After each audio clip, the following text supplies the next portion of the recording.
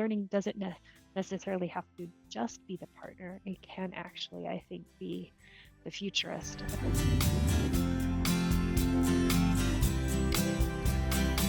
Hi, so I'm Christy Kitson. I'm the Learning and Development Strategist at iVentiv, and I'm really pleased to be joined by Stacey VanderHeiden Güney, who is the Global Head of Learning for ArcelorMittal University at the world's leading steel company. She's a learning evangelist who leverages technology and innovation to increase learning and performance within the workplace. So, Stacey, welcome.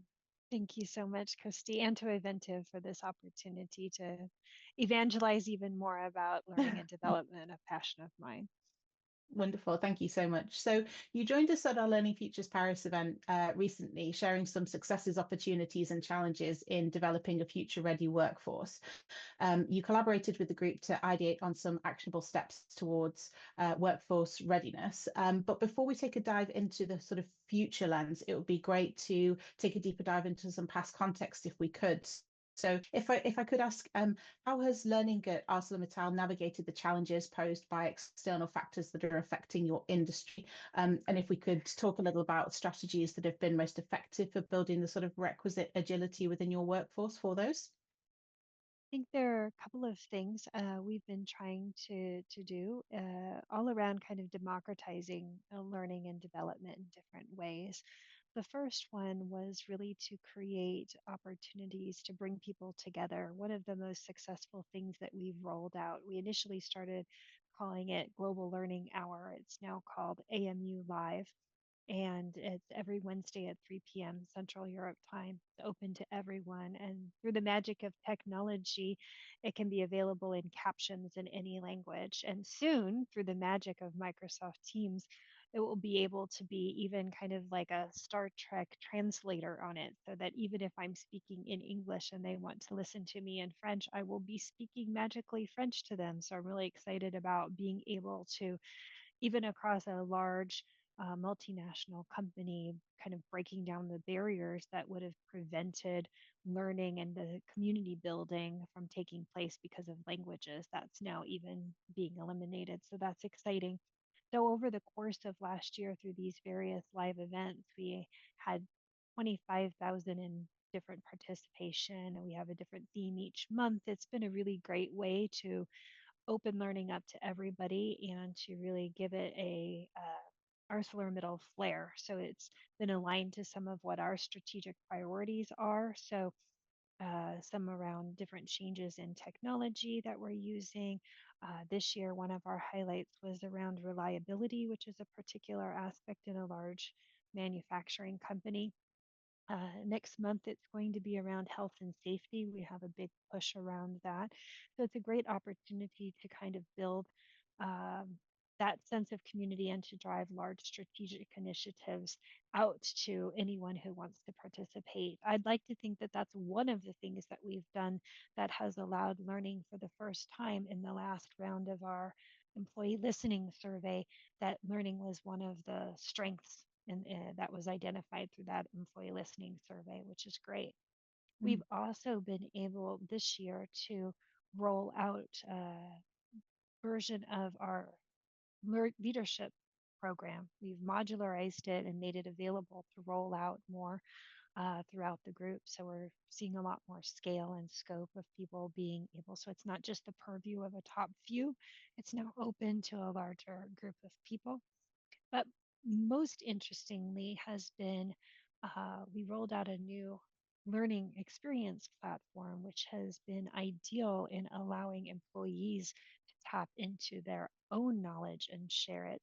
So, for one of the examples there, is you can express a learning need, but you can also serve a learning need. So it's hard for us to know where our experts are in some niche areas. So when we rolled out, we had one of our first things that was asked for more than anything else. I never would have been able to guess it on my own, was having to do with SAP. SAP is a huge enterprise software that does many, many things. One of the modules in there has to do with reliability, it's asset maintenance, reliability planning. And one of our large sites has an expert in this, was only able to touch the people that were at that location.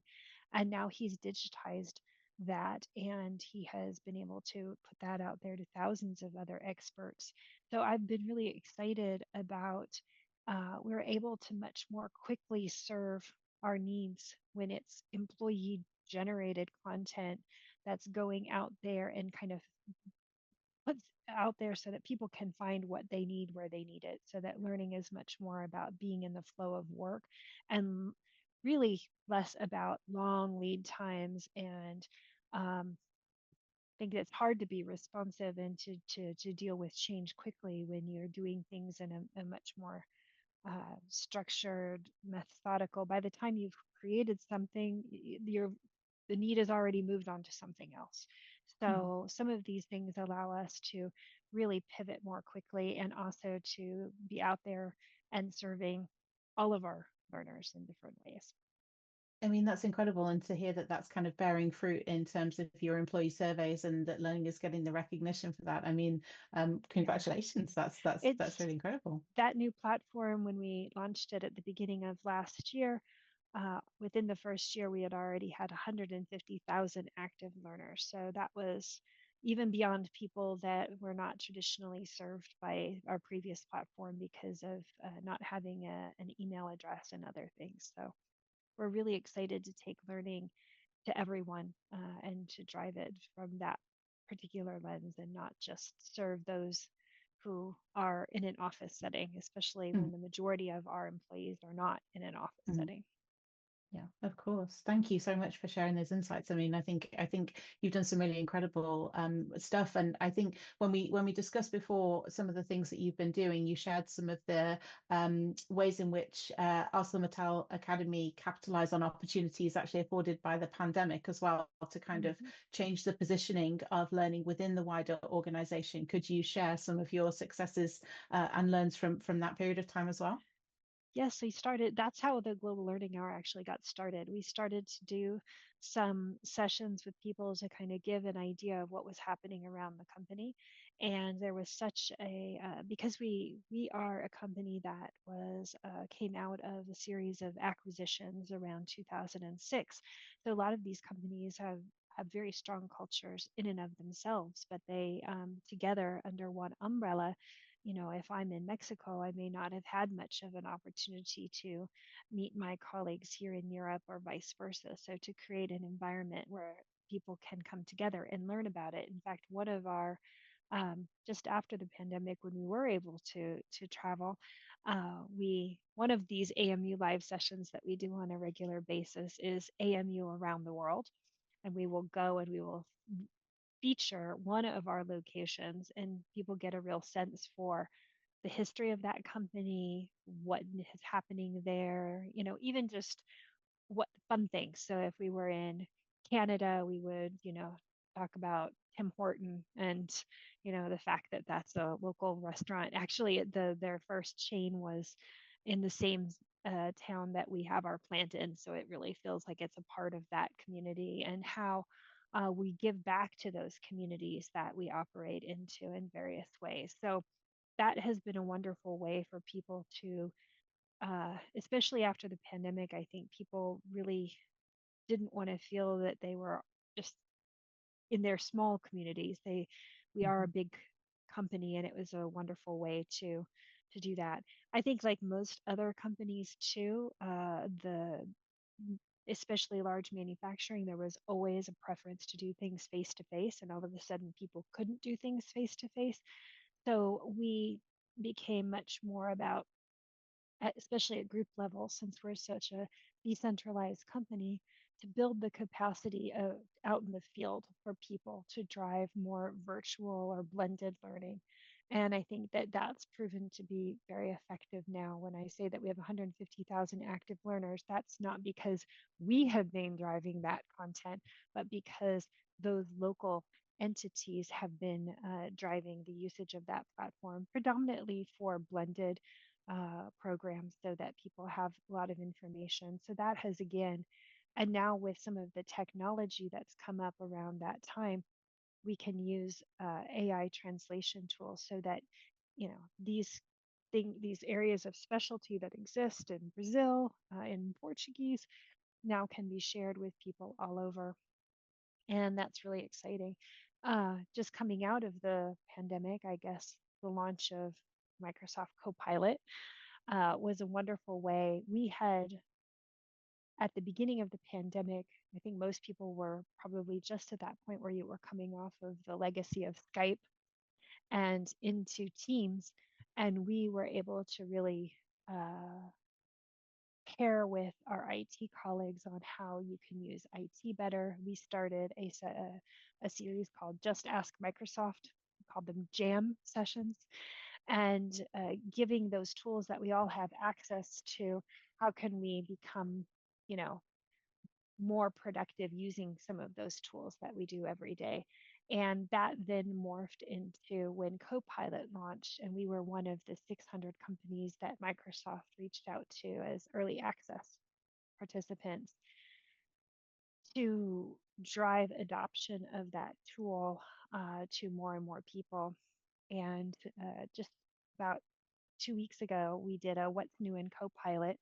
We only have about, because of cost, really, 1,800 licenses at the moment. It's being a slow, careful rollout so that we make sure that we're ensuring that those licenses are driving value. But we had 1,000 people turn up to a session about what's new in Copilot, and so we don't overly script where our strategic focus is going to be. I think the pandemic kind of led us to realize that to listen a lot more to where the needs are. So this is, I think, it just listening and kind of throwing something out there and seeing, is there demand, and testing the waters on some of these topics, and then seeing, okay, hey, yeah, we do.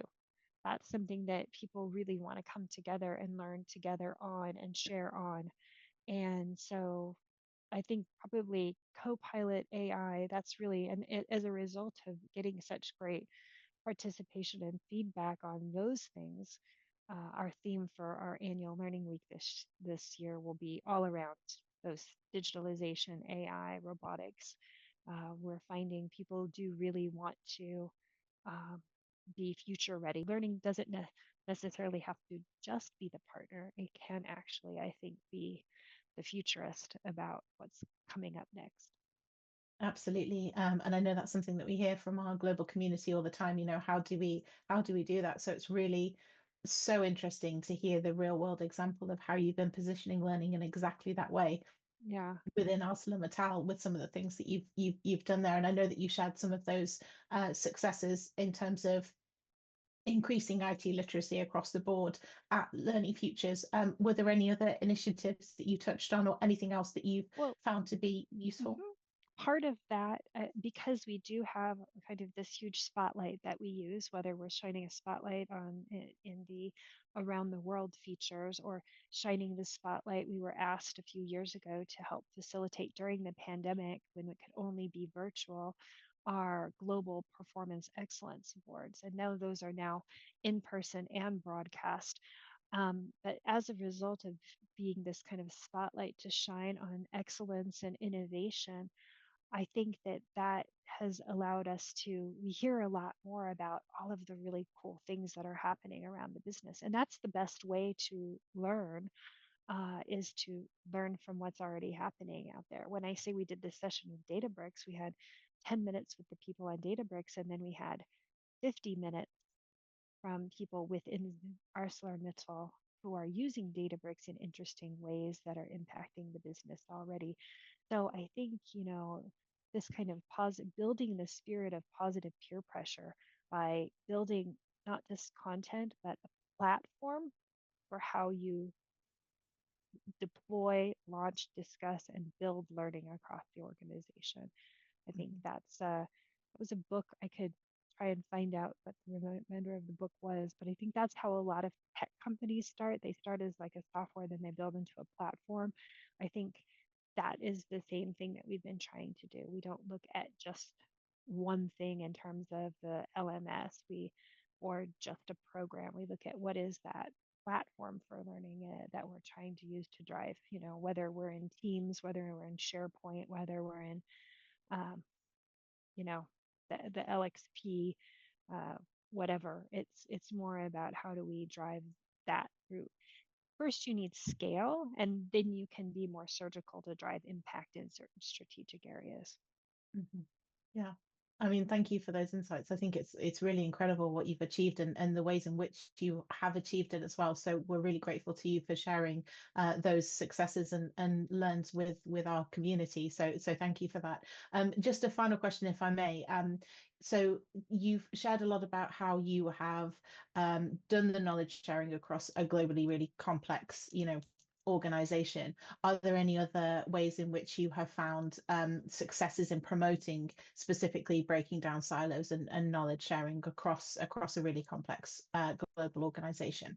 Yes, I think one of the things that we've had to get really good at, not that I think we've completely um, maxed out our learning in this one particular area ourselves, is around communication, about how we actually market learning. I think that's somehow, I think it was a framework that I learned before I was even in kind of corporate learning, that you had to build awareness first, then you had to drive adoption, then you could show that there was impact. But before you can build awareness, you have to build a communication.